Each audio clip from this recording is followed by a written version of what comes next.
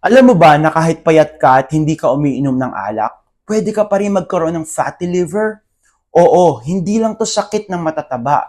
Kung may diabetes ka, high blood pressure, or lagi kang pagod, you need to watch this video. Kasi sa video na to, ipapakita ko step by step kung paano nagkakaroon ng fatty liver, paano ito nadidiskubre, at paano mo siya kayang i-reverse. All proven by science. Hi, I'm Chris Zuleta, a health researcher and advocate. In this channel, lahat ng content na maririnig mo ay galing sa evidence and science-backed research. Kung gusto mong matuto ng health and nutrition na proven by research, hit subscribe and like this video para mas marami pa tayong matulungan na Filipino. Ano ba talaga ang non-alcoholic fatty liver disease? Fatty liver, ito yung sobrang taba na naiipon sa liver cells natin. Normally, less than 5% lang dapat ang fat sa liver. Kapag umabot ng 10% pataas, nagsisimula ng masira ang function ng atay mo. Ito na yung tinatawag na NAFLD or non-alcoholic fatty liver disease. Paano ito nangyayari? May dalawang source ng fat sa liver. Number 1, systematic fat. Ito yung taba na umiikot sa dugo natin. Ang katawan kasi natin, dinesign yan para mag-store ng fat under the skin. Ito yung subcutaneous fat para may magamit tayong energy in times of need. Pero kapag punong-puno na yung fat cells mo, nagiging insulin resistant na sila. Naglilik ng fat sa dugo at naglalabas ng inflammatory chemicals. Dahil dito, napipilitang maghanap ng ibang storage ng fat yung katawan natin. Pwede niyang store to sa paligid ng liver, muscles, pancreas, at paligid ng bituka. Ito ang tinatawag na visceral fat at ito ang pinaka-dangerous. Number 2, de novo lipogenesis, sariling gawa ng liver. Kapag sobra ang fructose at sugar na ini-intake mo, pinoproseso ng atay natin yan at ginagawang fat. Worse, kapag sobra ang fructose, nabablock pa yung enzyme na dapat naglalabas ng fat, palabas ng liver. Kaya lalo itong naiipon sa organ. Bakit delikado ang fat sa liver? Nagdudulot ng insulin resistance yan. Yung pancreas mo, mapipilitan gumawa ng mas maraming insulin. Kapag high yung insulin, lagi kang gutom, mas madali kang tumaba, at mas mataas yung blood pressure mo. Long-term risk, magkakaroon ka ng risk sa diabetes, hypertension, kidney disease, at sakit sa puso. Symptoms at paano mo malalaman kung may fatty liver ka.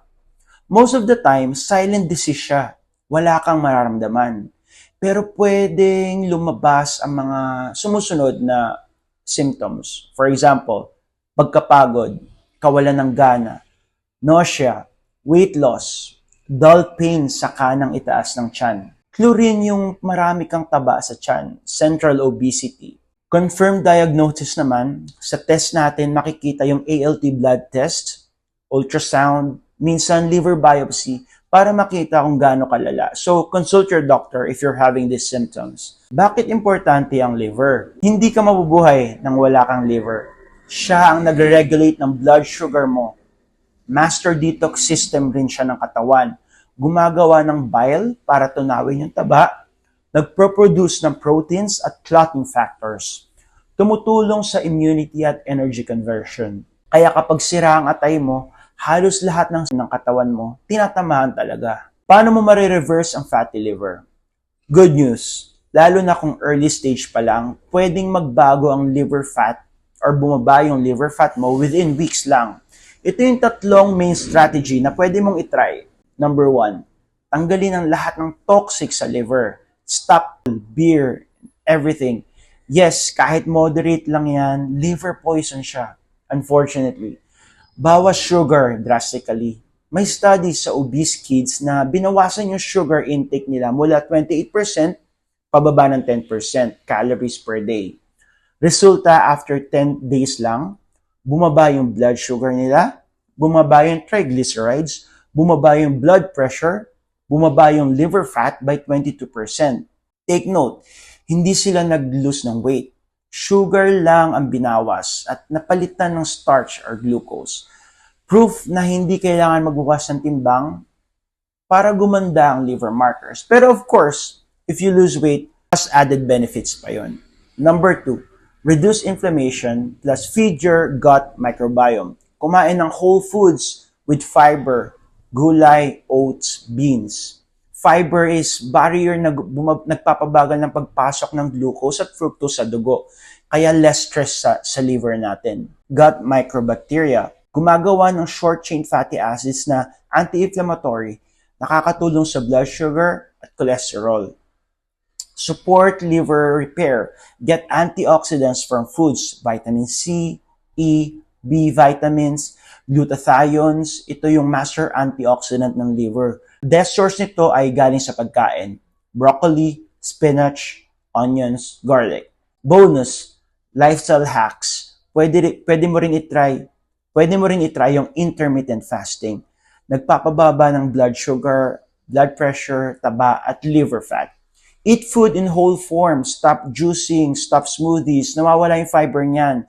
And you are drinking pure sugar if you do that. Watch out for hidden sugar sa tinapay, cereals, peanut butter, sauces. Kahit yung mga no added sugar na label, may nakatago pa din yung sugar. Even natural sugars like honey, agave syrup, coconut sugar, maple syrup, matataas yung fructose niyan at additional load sa liver natin. Kung iniisip mo na yung fatty liver ay para lang sa matataba, this video proves na kahit sino pwedeng tamaan. Pero ang maganda, kaya natin siyang baguhin. Start with simple steps today. Tandaan mo, evidence and science-based ang basehan natin, hindi lang hype. Stay well.